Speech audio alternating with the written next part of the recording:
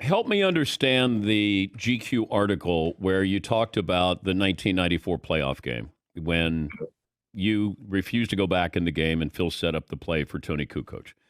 Well, I mean, it's not much to be said if you go back and look at when Scottie Pippen entered the Bulls and when Tony Kukoc entered the Bulls and who deserved the last shot of the game. No. I understand that, Scotty. I'm just going by what you said. You said you need to read between the fine lines.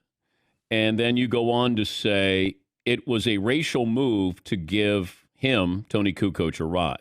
So, well, I mean, if you knew that Scottie Pippen had been with the Bulls from 87, battled through the Pistons and every other team that we had to get to those 3 championships, wouldn't you give Scottie Pippen one opportunity to get a last second shot without Michael Jordan? Like 1 year without Michael Jordan.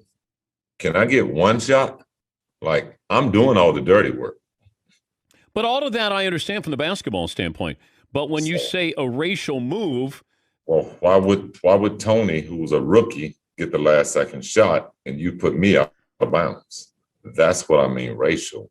Like, that was Scottie Pippen's team. But Scottie Phil Pippen then was on pace to be an MVP that year, right? Yeah. Okay. Well, why would you put him in a position not to be successful? Why wouldn't you put him in a position to succeed? Michael Jordan is not there. So who's next in line for you? But have you talked to Phil about this? Because by saying a racial move, then you're calling Phil a racist. I don't got a problem with that. Do you think Phil was or is?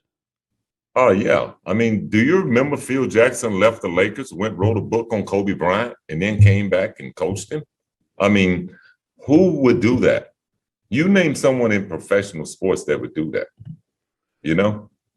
I think he tried to expose Kobe in a way that he shouldn't have. You're the head coach, and you're the guy that sits in the locker room and tells the players, this is a circle, and everything stays within the circle because that's what team is about. But you as the head coach, open it up, and now you go out and you try to belittle, at that time, probably one of the greatest players in the game. Well, it feels like he's disloyal. I don't know if that makes him a racist. Well, that's your way of putting it out, and I have my way. I was in the locker room with him. I was in practices with him. You're looking for him afar.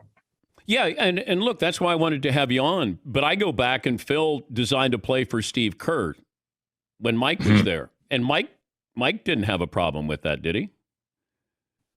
I don't want to. You're not setting me up to answer the right question. What do you mean Phil set up a play for Steve Kerr? He didn't set that play for Steve Kerr. He set that play for Michael Jordan. I thought in the huddle, Mike says, "I'm going to throw you the ball. You'll be open at the foul line." And Phil had nothing to do with that. And you don't want to get this show started because it'll take us a long time. Do you know all those cameras that's sitting in that huddle who they was working for? The NBA. So you know who Michael was speaking to when he said that, right? That was planned. That was speaking to the camera. That wasn't speaking out of what we're going to have to do, what the play is going to be. That was speaking to the camera.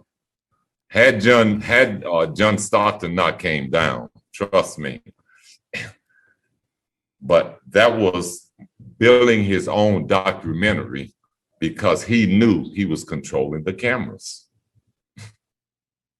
You understand English? Yeah. Okay. So all those cameras that was working were working basically for Michael Jordan,